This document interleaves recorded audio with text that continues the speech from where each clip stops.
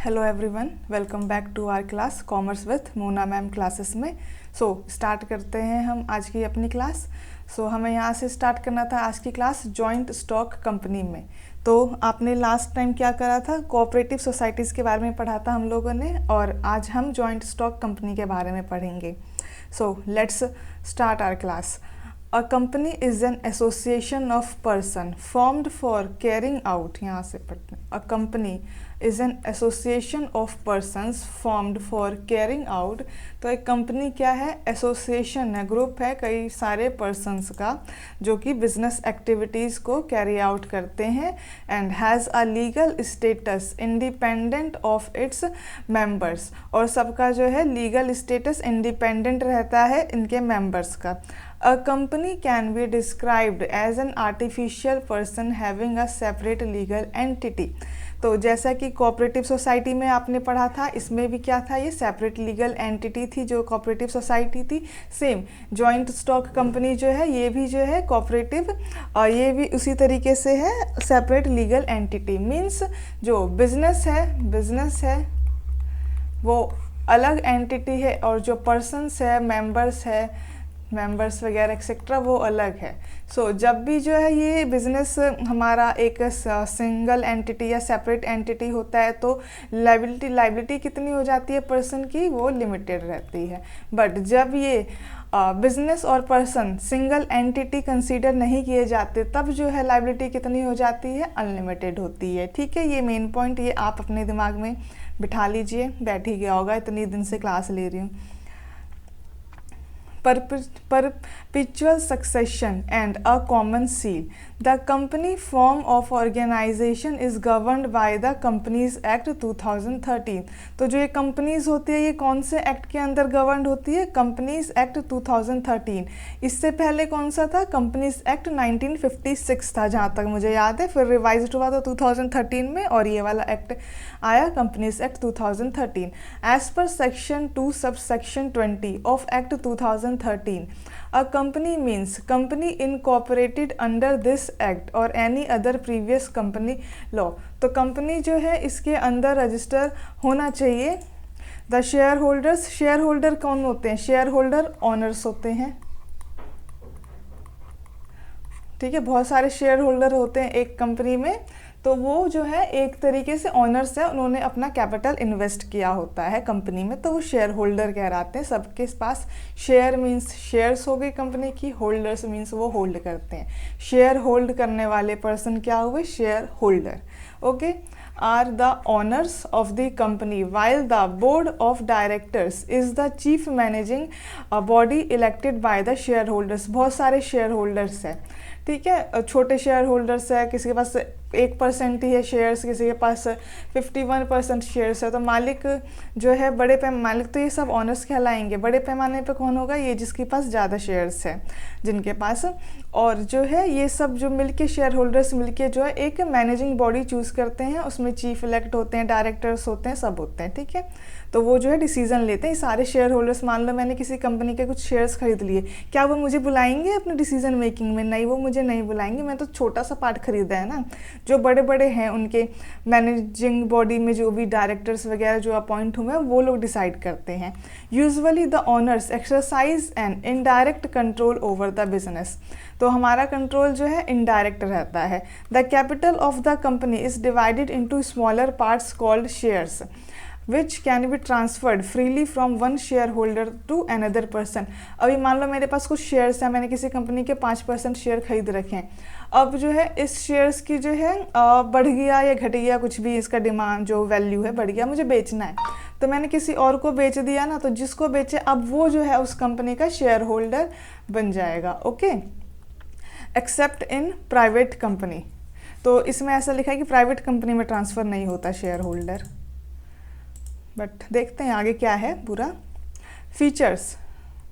The definition of a joint stock company highlights the following feature of a company. तो features क्या है हमारे joint stock company के? Joint stock मतलब कई सारे लोगों का ग्रुप है जो कि कंपनी चला रहा है, बिजनेस चला रहा है। Artificial person.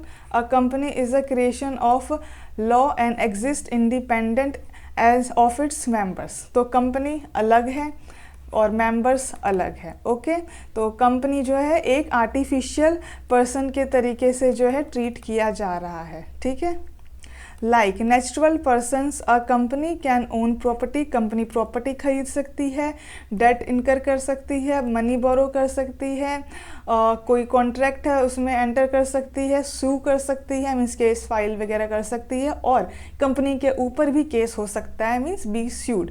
But unlike them it can not breathe, but ये हमारे इंसानों के जैसे सांस नहीं ले सकती, खाना नहीं खा सकती, रन टॉक और जो भी हम इंसान करते हैं ह्यूमन बींग्स, वो सब चीज़ें तो कंपनी नहीं कर सकती है। Okay, so it is therefore, तो इसलिए इसको आर्टिफिशियल पर्सन कहते हैं, अदरवाइज पर्सन ही कह देते हैं ना।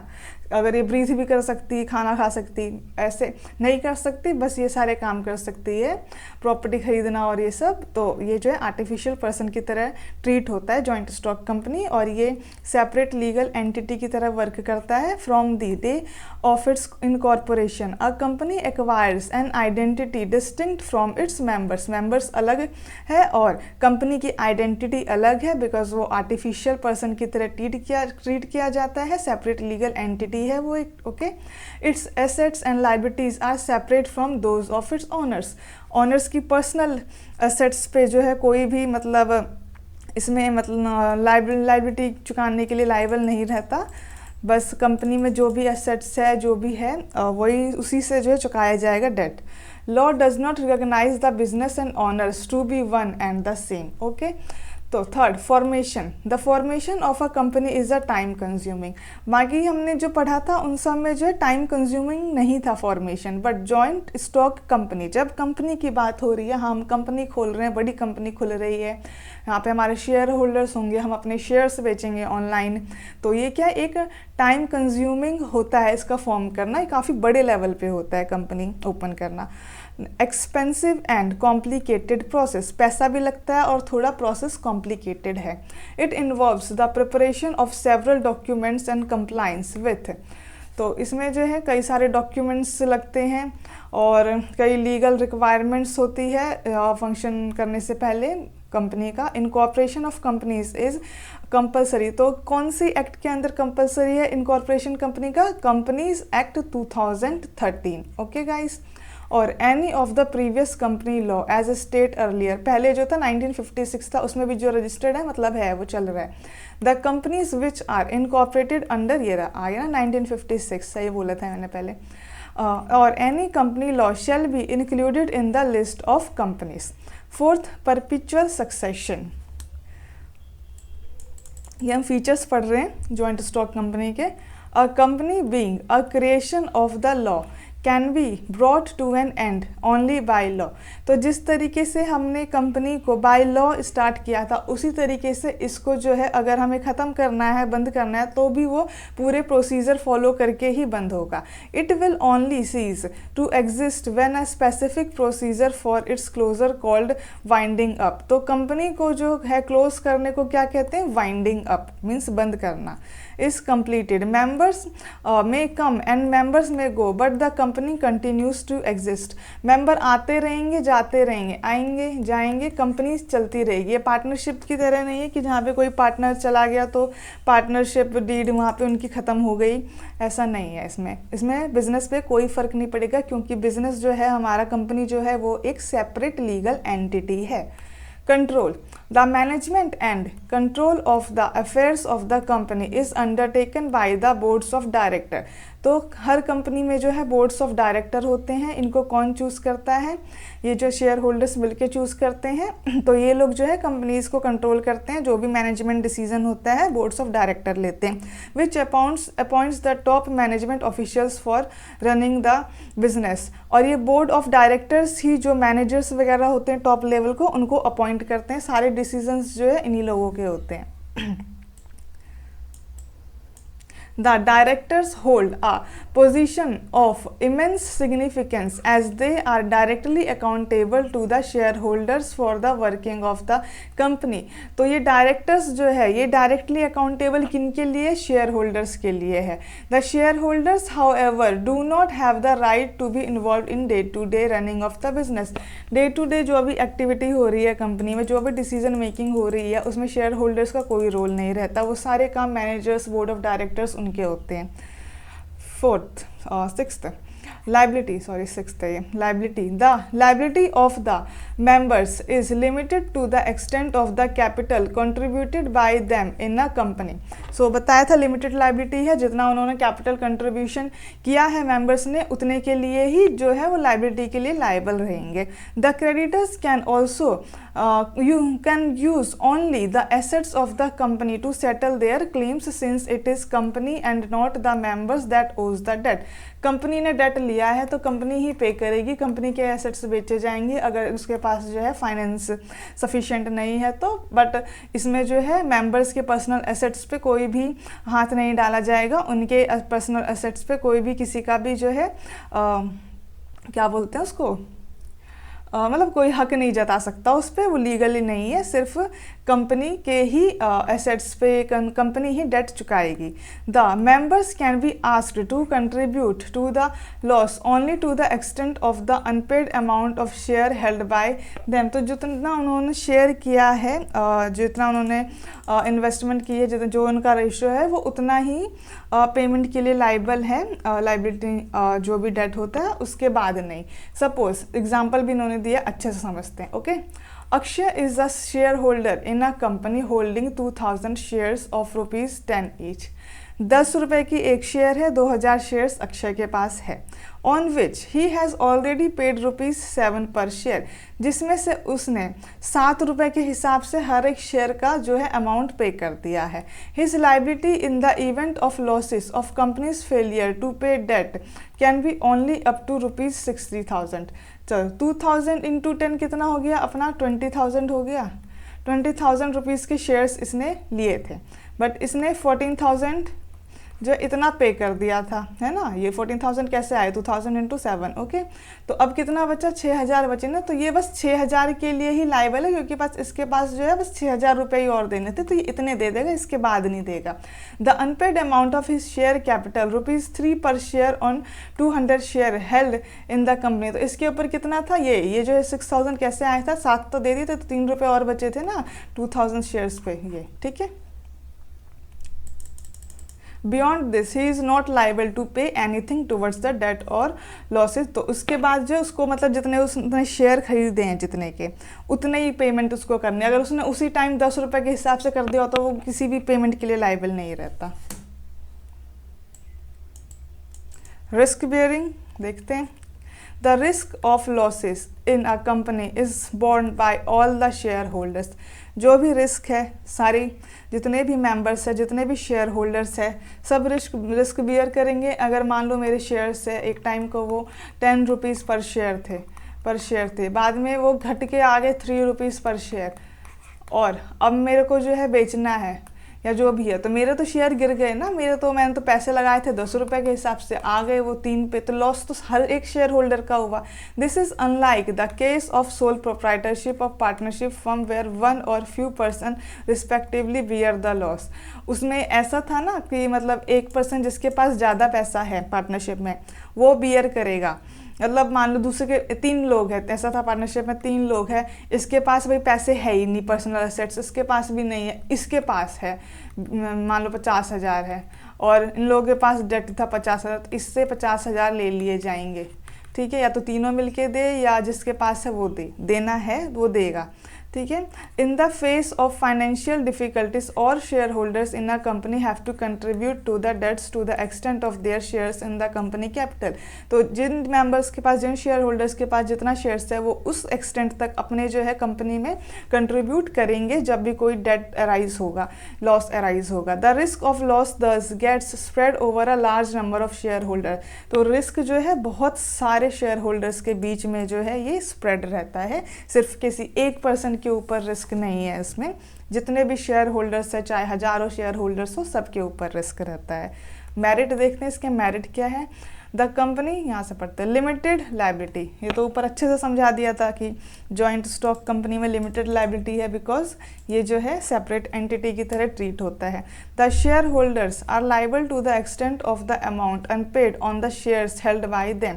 तो जितना अमाउंट उसने शेयर्स लिया था उसमें जो भी अनपेड अमाउंट रह गया था वो उतने के लिए लाइबल है, उतनी ही लाइबिलिटी है शेयर होल्डर की।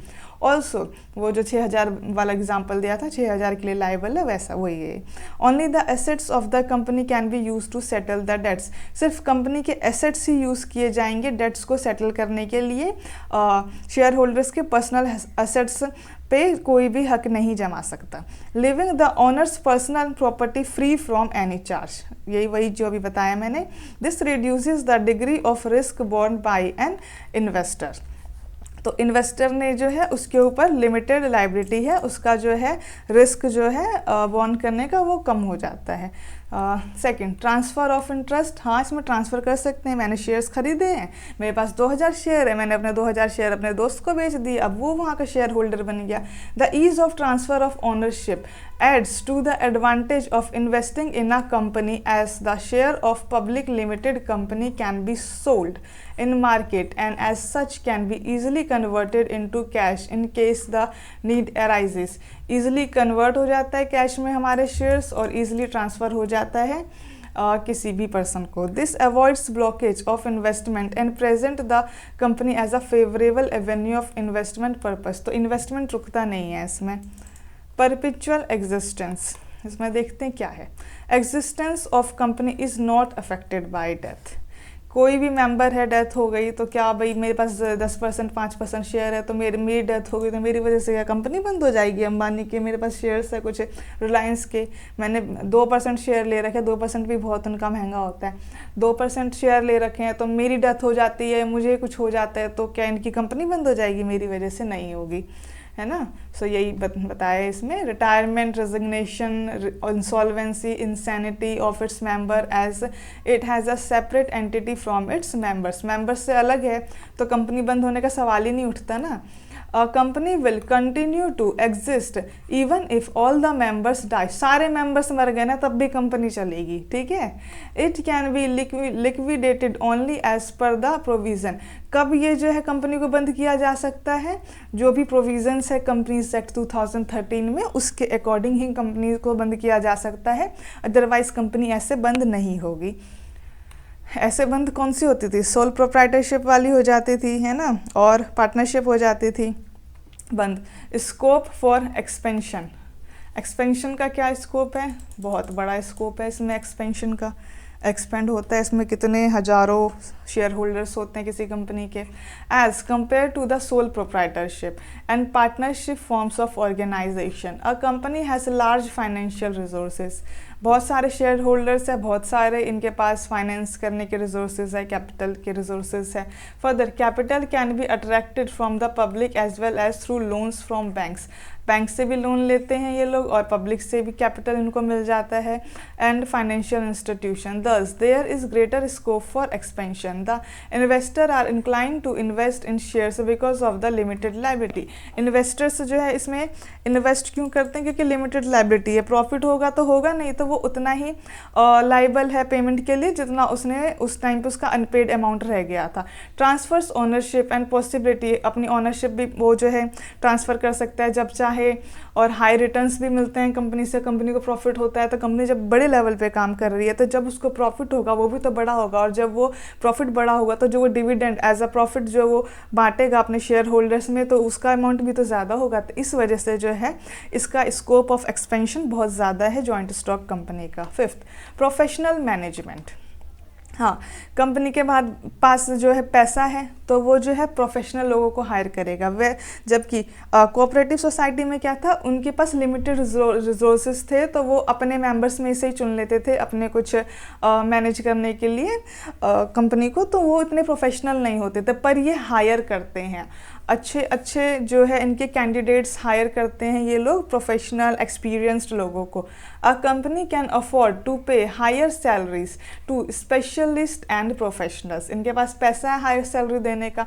It can therefore employ people who are experts in their area of specialisation, तो ये स्पेशलिस्ट पीपल जो भी होते हैं उस फील्ड में उसको हायर कर लेते हैं, एक्सपीरियंस्ड रहते हैं वो लोग। The scale of operation in a company leads to division of work, each department deals with a particular activity. अब क्या छोटे लेवल पे क्या होता है, एक ही इंसान बहुत सारे काम देखता है, बट बड़े लेवल पे ऐसा नहीं होता। एक इंसान को एक लिमिटेड काम ही दिया जाता है ताकि वो उस फील्ड में बहुत अच्छे से जो है कर पाए अपना काम, और ये एक्सपीरियंस्ड भी रहता है। इसको 10 जगह काम नहीं करना, इसको अपना जो काम है वही करेगा। और ये लोग सेपरेट लोगों को रखते हैं अलग अलग काम के लिए, तभी तो इतने आगे इतने बड़ी कंपनी चलाते हैं। And is headed by an expert, और एक्सपर्ट ही हेड रहता है इसका। This leads to balanced decision making as well as greater efficiency in the company operation. तो इससे क्या होता है, एफिशिएंसी रहती है काफ़ी ज़्यादा इन कंपनी के ऑपरेशंस में। तो अभी हमने इसके फीचर्स पढ़ लिए सारे, अब लिमिटेशंस देखते हैं। नुकसान भी तो कुछ होंगे या लिमिटेशंस है इसकी, नुकसान लिमिटेशंस। ओके, स्टार्ट करते हैं। कॉम्प्लेक्सिटी इन फॉर्मेशन, देखो पहले ऊपर बताया था जब फीचर्स पढ़ रहे थे कि हाँ इसको फॉर्म करना थोड़ा टफ है, थोड़ा मतलब कॉम्प्लिकेट है। The formation of a company requires greater time, efforts and extensive knowledge of legal requirements and procedure involved. तो इसको जो है फॉर्म करने के लिए कंपनी को टाइम देना पड़ेगा, एफर्ट्स लगाने पड़ेंगे, नॉलेज होनी चाहिए लीगल रिक्वायरमेंट्स की, प्रॉपर डॉक्यूमेंट्स होने चाहिए as compare to sole proprietorship and partnership. Sole proprietorship में कोई लीगल वो चाहिए था, नहीं चाहिए था। पार्टनरशिप में कंपलसरी था क्या, रजिस्ट्रेशन नहीं था, है ना, तो वो तो ऐसे ही मतलब फॉर्म कर लेते थे। Form of organisation, formation of a company is more complex. Okay, lack of secrecy, इतने सारे शेयर होल्डर्स है, कोई शेयर क्यों खरीदेगा। आप उनको अपना बैलेंस शीट दिखाओगे, आप वहाँ शो करोगे हमारी जो कंपनी है ये प्रॉफिट में चल रही है, लॉस में चल रही है, सब कुछ जान के ही तो कोई भी जो पर्सन है वो इसमें इन्वेस्ट करेगा, है ना। तो इसमें सीक्रेसी नहीं रहती है। The companies act requires each public company to provide from time to time a lot of information to the office of the registrar of companies. तो ऑफिस जो है रजिस्ट्रार ऑफ कंपनीज का, यहाँ पे इनको जो है टाइम टू टाइम अपनी इंफॉर्मेशन देती है। इन कंपनीज में ऑडिट भी कराई जाती है, कहीं ये कुछ छुपा तो नहीं रहे, कहीं कुछ गलत तो नहीं चल रहा कंपनी के अंदर, कहीं टैक्स चोरी तो नहीं हो रही, तो ऑडिट इनकी कराई जाती है। Such information is available to the general public also, general public को भी इंफॉर्मेशन प्रोवाइड कराई जाती है। Therefore difficult to maintain complete secrecy about the operation of company, तो सीक्रेसी रखना कंपनीज में इम्पॉसिबल है। Third, impersonal work environment. Separation of ownership and management leads to situation in which there is lack of efforts as well as personal involvement on the part of the officer of a company. मैंने कोई employ रखा है, उसकी duty 9 to 5 है, तो वो 9 to 5 काम करेगा, उसके बाद काम नहीं करेगा, है ना, तो उसका कोई पर्सनल है नहीं मेंबर्स का, तो इसलिए जो है इसमें इम्पर्सनल वर्क एनवायरनमेंट है। मान लो मैंने कोई शेयर्स खरीद रखे हैं, मैं शेयर होल्डर हूँ, एक तरीके से मैं ऑनर भी मानी जाऊँगी उस कंपनी के, बट क्या मैं उस कंपनी में जाके काम करती हूँ, नहीं, मैंने बस पैसा इन्वेस्टमेंट किया है। The large size of a company further makes it difficult for the owners and top management to maintain personal contact with the employees, customer and creditors. बहुत सारे एम्प्लॉयज़ होते हैं, बहुत सारे क्रेडिटर्स होते हैं, सबसे पर्सनल कॉन्टैक्ट तो नहीं बनाया जा सकता क्योंकि ये बहुत बड़े लेवल पे काम चल रहा है। फोर्थ, न्यूमरस रेगुलेशन, बहुत सारे रूल्स रेगुलेशंस होते हैं इनमें, कई सारे जो है हमारे रेगुलेटेड बॉडी है सरकारी, जैसे सेबी हो गया और ये रजिस्ट्रार हो गया, तो हमें सबके अकॉर्डिंग चलना होता है कंपनी को। The function of a company is subject to many legal provisions and compulsion. A company is burdened with numerous restriction in respect of aspects including audit, voting, filing of reports and preparation of documents and is required to obtain various certificates। इनको certificate चाहिए होता है काम करने के लिए, जो भी ये काम करते हैं इनको अप्रूवल चाहिए होता है, अप्रूवल मिलता है फिर ये काम स्टार्ट करते हैं। तो बहुत सारे रूल्स रेगुलेशंस फॉलो करने पड़ते हैं कंपनी को कि ये बहुत बड़े लेवल पे काम कर रहे हैं, तो इनका कोई भी गलत कदम जो है बहुत बड़े पैमाने पे हमारी सोसाइटी को इफ़ेक्ट करेगा, इसलिए जो है इनको रूल्स रेगुलेशन से चलना पड़ता है। सरकार इनके ऊपर रेगुलेशंस लगाती है। डिफरेंट एजेंसीज या कुछ SEBI, securities exchange board of India etcetera. This reduces the freedom of operation of a company and takes away a lot of time, efforts and money। तो ये सारे रेगुलेशन फॉलो करने में टाइम लगता है, टाइम टेकिंग होते हैं, पैसा भी लगता है इनको, सब कुछ मतलब लगता है, तो इनको इतना फ्रीडम नहीं है। Fifth, delay in decision making. Decision making में टाइम लगता है, अच्छे से सोच समझ के डिसाइड करके, बहुत सारे इसमें जो होल्डर्स है, बोर्ड ऑफ डायरेक्टर्स है, मैनेजमेंट है, सब अपना जो है मीटिंग करके डिसाइड करते हैं, तो टाइम लगता है। Companies are democratically managed through the board of directors which is followed by the top management, middle management and lower level management. तो जितने भी मैनेजमेंट है उन सबको मिलके, बोर्ड ऑफ डायरेक्टर्स मिलके, ये सब मिलके जो है मैनेज करते हैं कंपनी को। Communication as well as approval of various proposal may cause delay not only in taking decision but also in action upon them। Action जब लेना होता है तब भी एक्शन इतना इजीली नहीं लिया जाता। ओलिगार्चिक मैनेजमेंट, शायद मैं इसको सही प्रोनाउंस कर रही हूँ, एक बार मैं चेक कर लूँगी। Okay, in theory a company is a democratic institution wherein the board of directors are representative of the shareholders who are the owners। Share holders के रिप्रेजेंटेटिव कौन है कंपनी में? बोर्ड ऑफ डायरेक्टर्स है। Okay, in practice however in most large sized organisation having a multitude of share holders the owners have minimal influence in terms of controlling और ruling the business. It is so because the share holders are spread all over the country. तो बहुत सारे share holders होते हैं, तो वो control तो नहीं कर सकते ना डिसीजन मेकिंग या कुछ भी, उन्होंने तो बस थोड़े इन्वेस्टमेंट की होती है, छोटी मोटी, कुछ ना बड़ी भी की हो जाती है, करी होती है। Small percentage attend the general meeting. The board of director as such enjoy considerable freedom in exercising their power which they sometimes use even contrary to the interest of shareholders। हमारे जो हित के लिए कौन रिस्पॉन्सिबल है? Share holders के हित के लिए board of directors. But board of directors जो है कई बार अपना पर्सनल फेवर देखने लगते हैं और वो शेयर होल्डर्स को नज़रअंदाज कर देते हैं, तो ये सब जो है एक तरीके से गलत मिसयूज भी हो जाता है इसमें। क्योंकि शेयर होल्डर्स डायरेक्टली पार्टिसिपेट नहीं कर रहे हैं। Dissatisfied share holder in such a situation have no option but to sell. और जब शेयर होल्डर को लगता है अरे कंपनी तो हमारा साथ ही नहीं दे रही है, हमें तो लॉस ही लॉस करवा रही है, तो वो क्या करते हैं? अपने शेयर्स बेच देते हैं। The directors virtually enjoy the rights to take all major decision. It leads to rule by a few. तो रूलिंग पावर बहुत कम लोगों के पास रहती है। 7th, conflict in interests। There may be conflict of interest amongst various stakeholders of a company। The employees, for example, may be interested in higher salaries। Consumers desire higher quality products at lower price। Employees को भाई ज़्यादा पैसे चाहिए, consumers चाहते हैं कि कम पैसे में अच्छी क्वालिटी का सामान दो। And the share holders want higher returns in the forms of dividends. और शेयर होल्डर क्या चाहते हैं? हमने पैसे लगाया तो हमें डिविडेंड भी भाई अच्छा खासा मिले। And increase in the intrinsic value of their share. और चाहती है हमारी शेयर्स की वैल्यू बढ़े। These demands pose problems in managing the company as it often becomes difficult to satisfy such diverse interests। तो सबके अपने अपने इंटरेस्ट है, तो ये सब चीज़ें पूरा करना, ये सब जो थोड़ा डिफ़िकल्ट हो जाता है कंपनी के लिए। Type of companies. So guys, अब नेक्स्ट क्लास में हम करेंगे टाइप ऑफ कंपनीज के बारे में। अभी के लिए इतना ही। तो आप इस क्लास को देख लीजिएगा और जो भी आपको इसमें सुझाव देने हैं आप वो सुझाव दे सकते हैं, अपना फीडबैक कमेंट कर सकते हैं। Okay guys, thank you, have a good day.